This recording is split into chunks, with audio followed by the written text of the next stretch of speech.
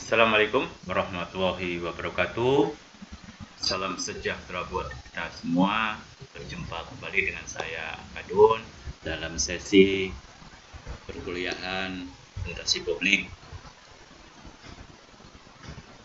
Saudara, sahabat-sahabat semua, sekarang ini kita sering muncul apa yang kita kenal dengan governancy.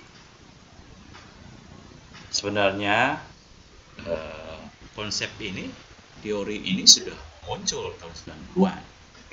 Tapi baru sekarang katanya berkembang.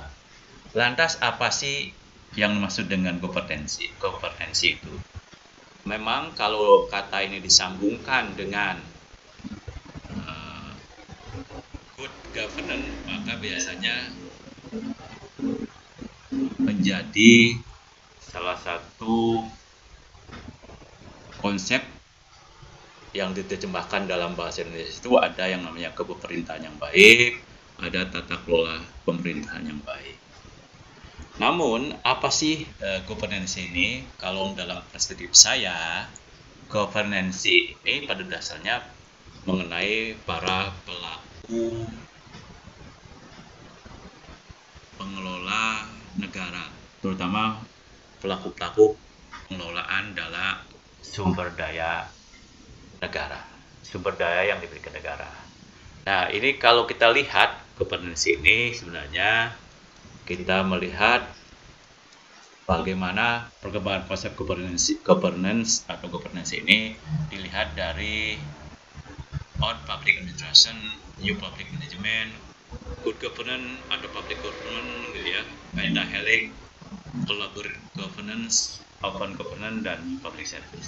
Nah, kalau dari perkembangan konsep governance ini, maka seperti yang sudah saya kemukakan bahwa ini saya melihatnya dari sudut pelaku pengelola negara itu siapa, pengelola sumber daya negara itu siapa. Nah, ini kalau kita lihat dari OPA, bukan OPA Korea loh, tapi OPA yang maksud sini adalah Old Public Administration. Nah, siapa pengelola negara Old Public Administration? Nah, seperti terlihat dalam gambar, semua negara, ya pemerintah. Nah, pengelola negara hanya government saja. Nah, kan dulu konsepnya government ya, muncul dari governance. Nah, sebenarnya kalau government itu salah satu pengelola negara, salah satu governance juga. Dan kemudian seperti yang sudah dijelaskan pada bagian sebelumnya, artinya sebelum pengelolaan negara baik membuat kebijakan,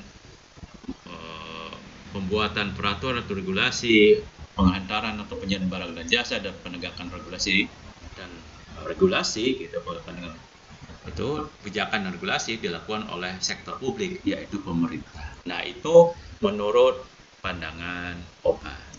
Selanjutnya, siapa kalau menurut pandangan public management pengelola negara itu? Nah, seperti kelihatan gambar ini ada sebuah pasar. Nah, sebuah pasar itu yang mewakili pihak swasta. Ya. Nah, mengapa nih muncul pihak swasta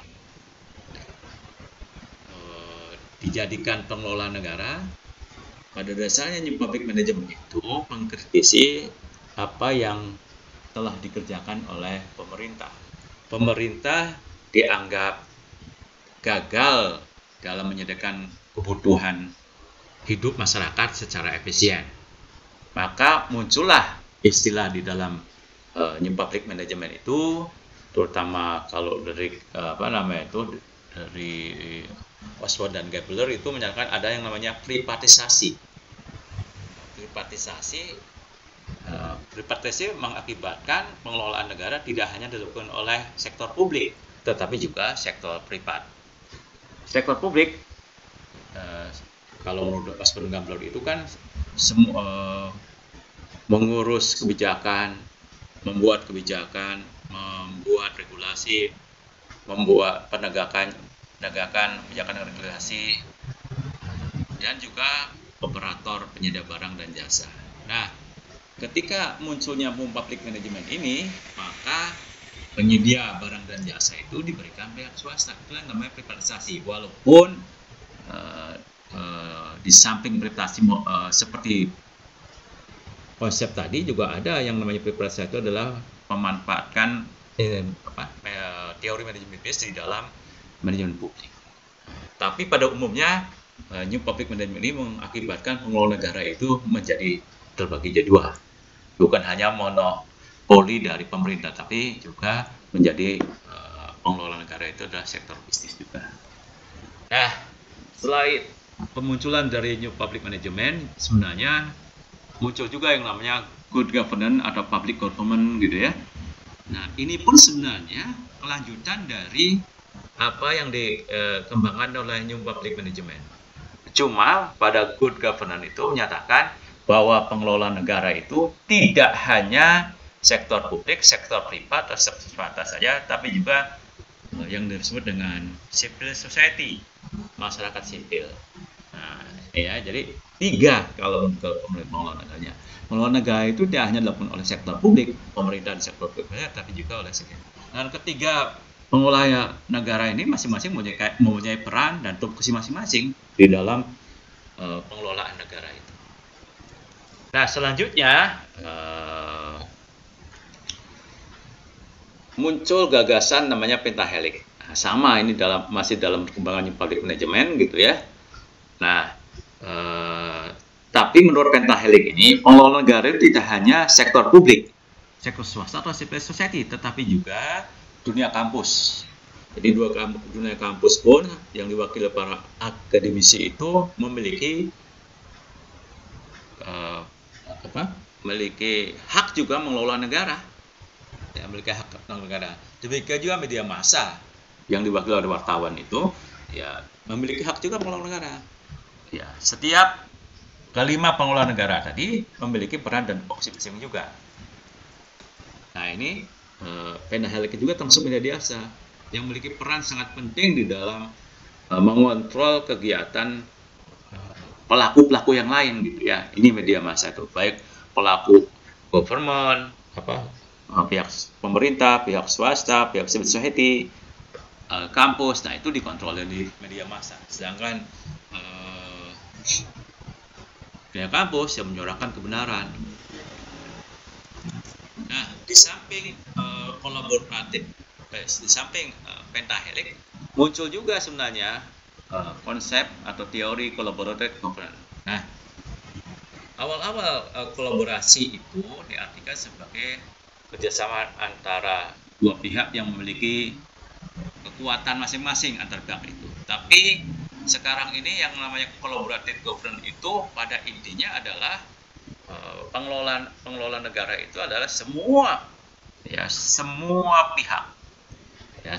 pihak baik yang kelima tadi ya maupun secara individual maupun secara kelembagaan siapapun gitu ya, termasuk juga keluarga ya, kalau memiliki visi yang sama berarti bisa berkolaborasi. Jadi pelakunya banyak kalau sekarang ini. Jadi pengelola negara pada dasarnya siapapun baik secara kelembagaan maupun individual yang memiliki visi dan misi yang sama untuk mencapai tujuan nasional. Dengan demikian institusi keluarga maupun individu dapat berkolaborasi dalam pengelolaan negara, pengelolaan sumber daya negara. Nah, selanjutnya muncul juga yang disebut dengan konsep atau teori open government. Nah, pada dasarnya kan open government gitu ya. Itu pada dasarnya ada 4 hal, itu ada transparansi, ada komunitas, ada partisipasi warga negara atau engagement warga negara, keterlibatan ya, bukan hanya partisipasi tapi keterlibatan, termasuk di dalamnya teknologi dan informasi. Nah, menurut open government ini pengelolaan negara terbuka untuk siapapun baik dari dalam maupun luar negeri, baik institusi maupun individual yang memiliki kemampuan mengelola dan membantu pencapaian tujuan nasional. Sehingga di beberapa tempat gitu, misalnya di Estonia gitu ya, untuk membangun Estonia itu bukan hanya orang-orang Estonia saja, bukan lembaga-lembaga Estonia, bukan hanya pemerintah Estonia saja, bukan hanya LSM Estonia saja, tapi LSM dari luar, pihak asing, swasta asing, bahkan pemerintah asing, bahkan para individual asing seperti Perdana Menteri atau Presiden itu bisa berperan serta di dalam pengelolaan negara. Nah, yang menarik adalah ketika Presiden Jokowi gitu ya, membuka IKN lalu menawarkan IKN ini kepada orang-orang Singapura pada waktu Pak Presiden Jokowi pergi berkunjung ke sana, malah ribut, dianggap Jokowi itu mau menjual negara. Padahal memang dunia itu seperti itu. Ya, dunia itu seperti itu. Dunia itu ya terbuka untuk investasi. Kita pun bisa memiliki lahan di Cina, Hong Kong, Taiwan, Kanada, Amerika, Singapura, Australia, bisa kita asal punya duit. Dan mereka pun kalau punya duit bisa saja sih sebenarnya bisa memiliki lahan di IKN. Bahkan bukan hanya IKN, seluruh negeri ini juga bisa gitu ya. Namun, nah ini yang namun itu harus disadari itu ketika muncul yang namanya public service. Ya, betul. Siapa yang mengendalikannya? Jadi pengelolaan negara terutama memberikan pelayanan publik itu menjadi tanggung jawab pemerintah. Nah, jadi fungsi pemerintah dalam hal ini sebagai pengendali, termasuk misalnya kalau ada orang yang mau berinvestasi, mau bertempat tinggal di Indonesia atau khususnya di IKN, ya dikendalikan. Misalnya kalau di Australia itu kita bisa memiliki lahan gitu ya, tapi hanya sebatas waktunya itu 90 tahun. Nah, kita mau berapa? Mau 50 tahun, 60 tahun, atau 120 tahun yang lebih di Singapura. Nanti kalau itu menjadi milik negara lagi kalau sudah waktunya selesai. Nah, itulah yang disebut dengan konsep governancy gitu ya, dalam perspektif pengelolaan negara. Sekian yang bisa saya sampaikan. Terima kasih. Assalamualaikum warahmatullahi wabarakatuh. Salam sehat untuk kita semua.